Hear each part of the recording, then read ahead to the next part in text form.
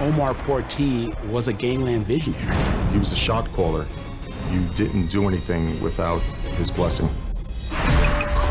He created an empire, the United Blood Nation. He was in Los Angeles. That's where he learned about Bloods. He sought to expand the brand. Bloods and Crips in New York? You're crazy. That would never happen here. He took it from just a West Coast thing to a United States of America thing.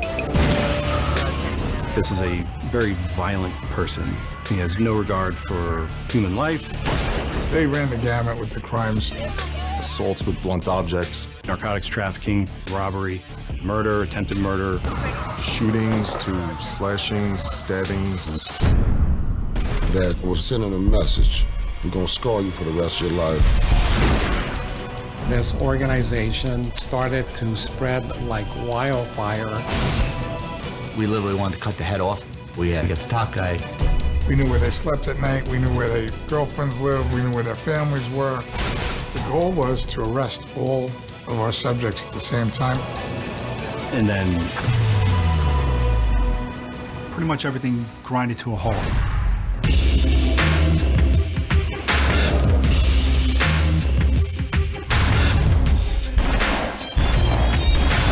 Now on Gangsters, OG Mac of the United Blood Nation, Omar Porti.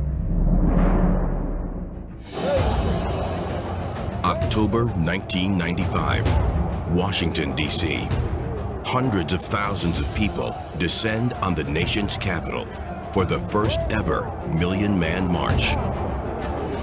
The national director of the Million Man March was a civil rights leader and a former assistant to Dr. Martin Luther King Jr. So this is a sacred call, a call for unity of our people. Dr. Benjamin Chavis Jr. was among many African-American leaders trying to put black issues front and center on the national political agenda.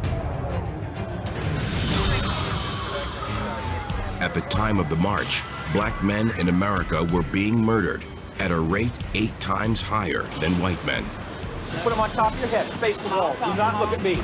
By the next year, more black male high school dropouts were incarcerated than gainfully employed. Hundreds of these young men were in prison on Rikers Island. You think of jails and prisons of old times, right? They're on an island or away from the population. Rikers is an island off New York City. It encompasses a giant jail. At the time, there's 9 or 10 jails there, literally on the island. it's housing some of the most violent offenders in New York, people that have committed murder, rape, robbery, arson. You have a lot of gang activity in Rikers, rival gang members such as Bloods, Crips, Latin gangs. It's a self-contained city, surrounded by razor wire and water, which makes you think of Alcatraz. It's just a much larger version. Within Rikers, one inmate had carved out a new identity by the Million Man March. Godfather of the UBN, United Blood Nation. His name was Omar Porti. There was a lot of hype about OG Mac and what he was doing in jail. Omar Porti is his real name, and he went by OG Mac. OG Mac was a career criminal, a brutal criminal. He was very charismatic. His people loved him, and he took it upon himself to try to unify them. OG Mac saw African Americans as victimized in prison, especially in relation to Latin gangs. Latin gangs controlled significant parts of the prison. Rikers Island was run by Latin kings. The Latin Kings claimed to be the oldest and largest Latino street gang in the world. Latin Kings is Hispanic. There's different ones like Trinitarios was a Dominican gang, Nietas was a Puerto Rican gang. OG Mac seen that there was a lot of aggression going on with Latin Kings. While they dominate the prison system within the United States, the Latin Kings can be found on the streets of more than 150 cities.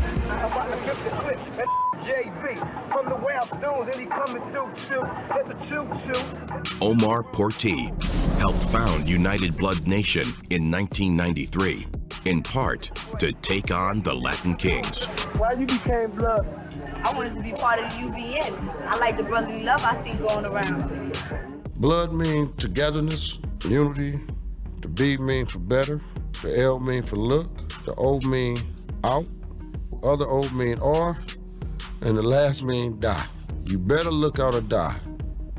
In essence, it's treachery, it's greed, and it's murder and mayhem. What do this say in the war right here? CK. That stands for Crip Killer. The Bloods date back to Los Angeles in the 1960s, alongside the Crips, the two dominant African-American street gangs in the United States. Porti brought the idea of the Bloods east to New York with United Blood Nation. The Bloods and the Latin Kings were, I guess you could say, arch enemies at that point, kind of like the Hatfields and McCoys. Omar Porti entered the fight after 2 first-degree robbery convictions. It's a lot of politics going on in jail. You know, with the Hispanic gangs and the black gangs, a lot of conflict. They just don't get along because they're from different races. OG Mack was able to get the blacks, organize them to offset the aggression by the Latin Kings. There was all different stories as to where he came from, and nobody really knew the actual truth as to what his background was. What we knew was that he was basically turning Rikers into a mess. He started by planting a flag and claiming territory for the UBN. OG Mack realized that one way to extend his power in Rikers Island was to commandeer the phone bank. Basically, no one was allowed to make calls because the Bloods were controlling the phones. For prisoners on the island, the ability to get on that phone was your only lifeline, was your only communication to the outside world. And OG Mack came to the conclusion that if he controlled the phone bank, that it would be a big step forward to controlling the island. You in control of the phones, you basically running the show. 1996, the year after the Million Man March, OG Mack began exacting punishment on anyone who broke his rules. It started with a modified wooden letter from a game of Scrabble. OG Mack whittled it down into a weapon. He started slashing people in the face. These were not random attacks. Mack moved with surgical precision, slashing his victims from the lip to the ear. They call it a $150. They would give them 150 stitches across their face. He starts imploring his followers to take knives and shivs and sharp objects and slash adversaries across the face as kind of a calling card for what the UBN is all about. Of course, you're not supposed to have weapons in prison, but Rikers Island, they would find ways. They would make shanks. They would secrete blades in their rectums. They would keep them underneath their tongues. They would figure out ways to get blades into the prison. And there was a lot of violence going on. Within a few months, Mack and his followers, a few hundred inmates, began to lord over a prison population of nearly 10,000. OG stands for Original Gangster. When OG Mack forms the United Blood Nation, they transform themselves from the prey to the predators. Now they are doing to the Latin Kings what the Latin Kings were doing to them. As the legend of OG Mack grew, so did the violence, spilling out of the prison cells, off the island of Rikers, and into the streets of New York. I know you've been blood, homie. This blood's like too much, blood. This organization started to spread like wildfire. At one point, I believe there was more than 10 or 15,000 Bloods in the city of New York. It's crazy. This was a guy who was a thug in jail becoming like the Godfather. and my man Mac. And he started this, so whoever go against him is going against me.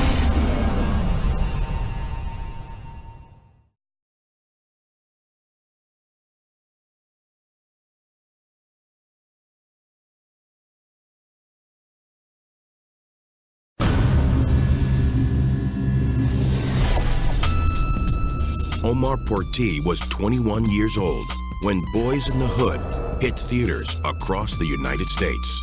The film tells the story of a boy becoming a man in South Central Los Angeles as the only world he knows descends into gangland violence. Now, almost everyone knows that the Bloods and Crips represent Los Angeles gang culture.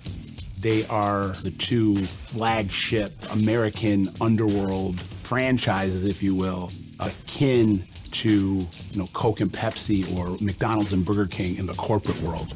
That's the type of name recognition the Bloods and Crips hold on the West Coast. By the time the film came out, Omar Porti was out of the hood and answering to another name, O.G. Mac. He'd already been incarcerated on Rikers Island in New York for armed robbery and released. Porti found his identity on the other side of the country.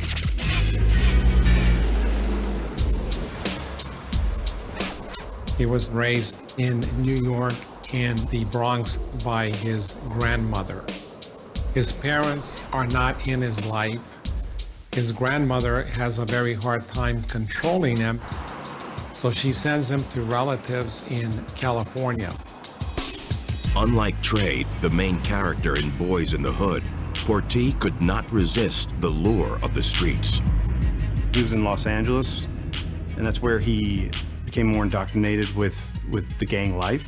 That's where he learned more about the Bloods, and he really adopted the Bloods mentality. O.G. Mac would bring this Blood mentality back home to the Bronx. The Bloods actually were formed in the 1960s in Los Angeles. They quickly became a very large group that spread throughout the United States. In the beginning, the motivation was purely self-preservation. The Bloods primarily was always on the defensive against the rivals, which was the Crips.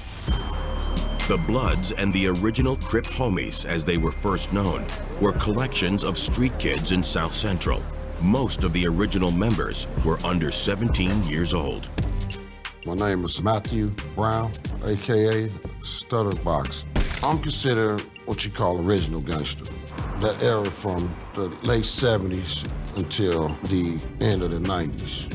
Triple OG, OG, you get that title as respect, and the ones up under you, they more or less acknowledge that respect by calling you OG. It's representing your neighborhood, in some ways creating a quasi-family. It's not really rooted in entrepreneurialism. It's rooted in repping your street. In a community under siege from poverty and joblessness, repping became a form of protection against systemic racism, and then, inevitably, clashes with other local gangs.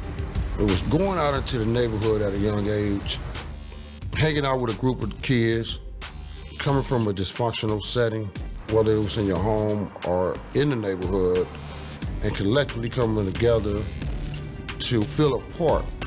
We defended each other. You know, if one set was weakened because they was short of individuals, we'd go over there and reinforce that neighborhood with no question. By 1978, there were at least 45 distinct Crip subgroups or sets, as opposed to 15 sets of the Bloods. Different sets came together collectively to fight against the Crips because we was outnumbered. Outnumbered 3-1, the Bloods built a reputation of ruthlessness in order to survive. The Bloods engage in narcotics trafficking, robbery, murder, attempted murder, conspiracy to murder. What set them apart is the horrific violence that they did to rival gang members. soldiers for the Bloods began calling themselves CK, for Crip Killers. If you're a member, you're going to be a member for life. We had to reinforce blood culture in order to offset that aggressiveness by the Crips. In 1991, the year Boys in the Hood came out, there was a record 771 gang-related deaths in Los Angeles.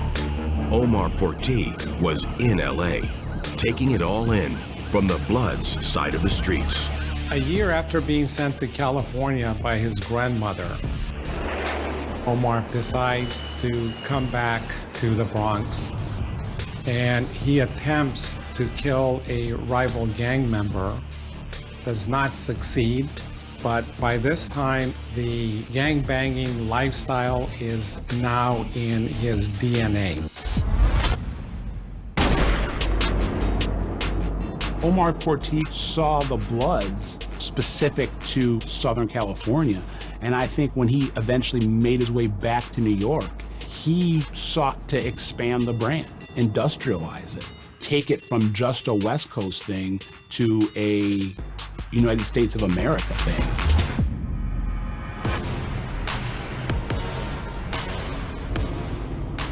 He starts locally, indoctrinating his local crew, the 1-8 Trey.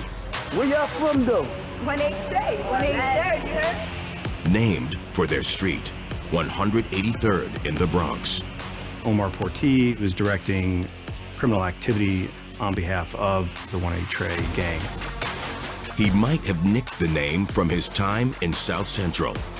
One of the oldest sets of Crips is the 8 Trey, dating back to the 70s.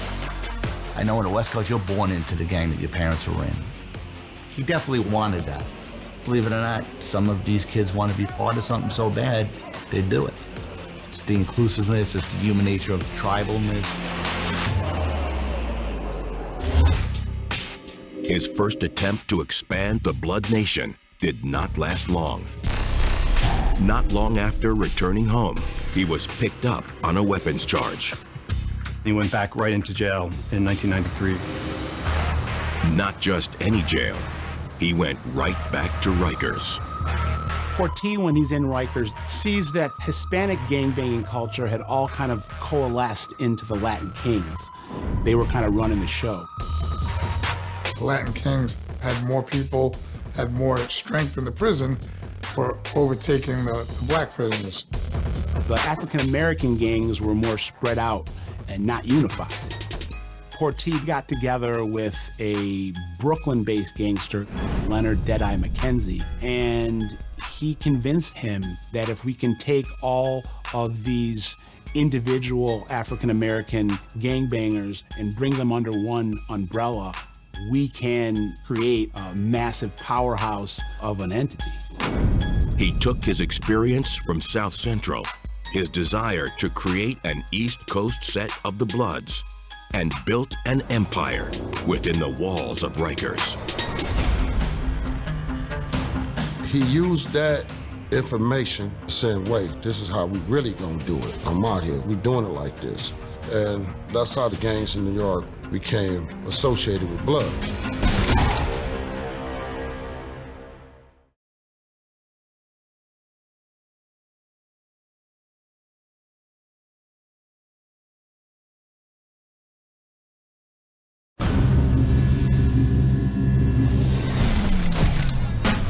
In 1988, Omar Porti was a 19-year-old from the Bronx, facing first-degree robbery charges. While he was waiting to learn his fate, a movie came out that would come to represent his life. Colors. The film, starring Sean Penn and Robert Duvall as two officers of the LAPD, revealed a hidden world in South Central Los Angeles, painted blue and red. Bloods and Crips are mostly African-American gangs. A Blood can be easily identified by their affinity for wearing the color red, as opposed to the Crips, who represent themselves by wearing the color blue. After a stint in prison on an island off of New York, Porti would go to California to see the life in colors for himself. In many ways, Omar Porti was a gangland visionary. He was a pioneer. He took the paradigm that was the Bloods on the West Coast, and in a lot of ways, he flipped the script on the East Coast. He made it considerably more structured and figured out one of the age-old axioms in the underworld, which is if you control the inside, you can control the outside. In the summer of 1993, Omar Porti began to answer only to the name OG Mac. OG, original gangster. You get that name when you become an individual that's instrumental in starting a gang or bringing people together, or you just a down individual that handle your business. So you get that title as respect. The gang OG Mac started while imprisoned on Rikers Island was the United Blood Nation. OG Mac got together with a Brooklyn-based gangster by the name of Leonard Deadeye McKenzie and sold McKenzie on the idea that there's power in numbers.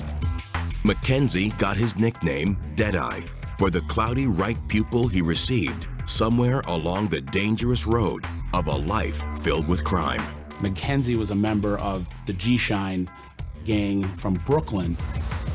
At age 25, he'd been arrested 11 times, including 3 times for robbery, 2 assaults, a gun charge, and a murder. So Omar Porti became OG Mac and Leonard McKenzie became OG Deadeye. And they anointed themselves the leaders of the UBN, the United Blood Nation. They took dozens of individual criminal groups in African-American communities in the prison system in New York and brought them under this one UBN banner. The birth of the nation began officially on July 16, 1993. The 2 OGs called a meeting in Building G73 on Rikers. OG Mac tells the various gang members that are fighting primarily among themselves that we can accomplish miracles if we work together. And then OG Mac wrote what became known as the UBN Bible. He would set certain rules within the Bloods, 31 rules. OG Mac's Book of Rules was called the 31.